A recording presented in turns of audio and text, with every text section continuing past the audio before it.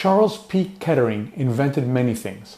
He was responsible for Freon, a key to air conditioning and refrigeration. He developed lacquers and enamels that were the first practical colored paints for mass-produced automobiles. He developed the so-called bug aerial torpedo, considered the world's first missile. Kettering's name is on 186 patents. He was on the cover of Time magazine, no small feat for an engineer.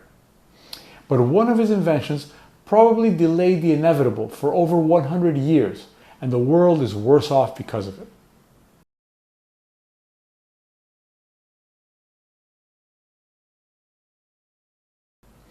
I'm going to read from a New York Times article that quotes a powerful figure in the automotive industry.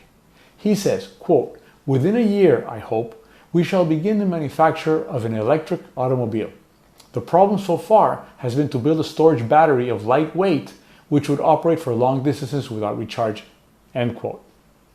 This sounds like something Elon Musk said in the early 2000s. It's not. The New York Times article I read from is dated January 11th, 1914, and the person quoted is Henry Ford. We tend to think of electric cars as a recent phenomenon, but that is far from being the case. Electric cars first appeared in the mid-1800s, and with the invention of the lead-acid battery by French physicist Gaston Plante, they became practical. By the turn of the century, there were basically three competing technologies for powering cars: steam, electric, and the internal combustion engine fueled with gasoline. In the early 1900s, 40% of automobiles were powered by steam, 38% by electricity, and only 22% by gasoline. Each technology had its particular set of trade-offs. Steam was reliable, safe, and familiar since steam boilers had been used to power trains and boats for decades. But driving a steam car entailed loading the car with a huge heavy boiler and carrying a large amount of water to feed it. Also, steam cars needed around 45 minutes to start up on cold mornings. Cars with internal combustion engines could go a long way on a tank full of gasoline, but these cars belched smoke and were smelly and noisy even after the invention of the muffler in 1897. Their worst problem, though, was the crank. To start a gasoline-powered car, you needed to insert a hand crank into the front grille and exert considerable force on it. Take a look at these guys.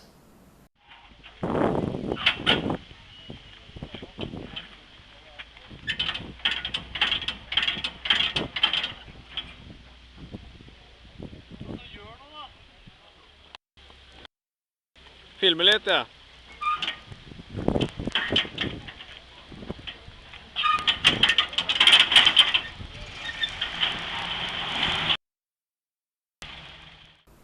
Not only was it difficult to operate a hand crank, it was downright dangerous.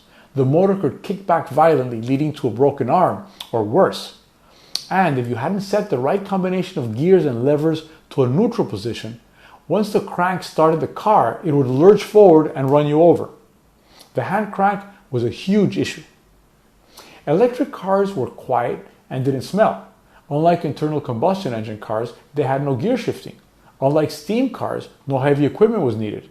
But they had a relatively short range between battery charges, and there wasn't much of a power infrastructure in the early 1900s. There is no doubt that continued development of any of these three technologies, steam, electric, or gasoline, would have eventually ironed out the kinks and mitigated the trade-offs, as is evident during the time that all three were active.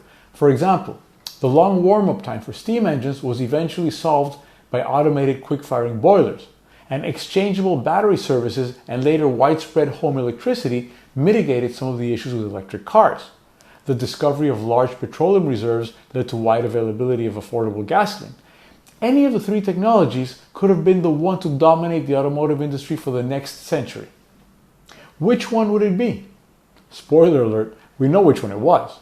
But why and how did it happen that way? In 1911, an automotive pioneer named Byron Carter was driving on the Belle Isle Bridge, which spans the Detroit River between Detroit and Belle Isle.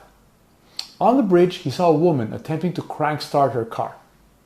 Being a gentlemanly sort, Carter stopped to help her. When the engine finally turned over, the crank's handle flung off, injuring Carter, who succumbed to his wounds. Yes, the man actually died from a hand crank injury. Henry Leland, who was a close friend of Carter's and also the head of Cadillac, became determined to develop an alternative to the horrible hand crank. Leland's own engineers at Cadillac failed to come up with anything feasible, so Leland consulted our old friend Charles Kettering, who at that time worked for the Dayton Engineering Laboratories Company, also known as Delco, which was eventually purchased by General Motors. Anyway, the brilliant Kettering answered Leland's challenge and devised the electric starting motor. Leland ordered 12,000 of them. The first car to ever have an electric starting motor was a 1912 Cadillac Model 30. No hand crank required. By 1920, the electric starter was standard equipment on every gasoline-powered car, even the bare-bones Ford Model T. You can point to various developments that helped the internal combustion engine gain prominence in the early decades of the 20th century. But the invention of the electric starter by Charles Kettering eliminated the most negative aspect of gasoline-powered cars, and the timing of the invention was critical. As he indicated in that January 1914 interview, Henry Ford was ready to begin mass-producing electric cars. He had built various prototypes with batteries purchased from none other than Thomas Edison, and had invested a total of $1.5 million in his electric car project.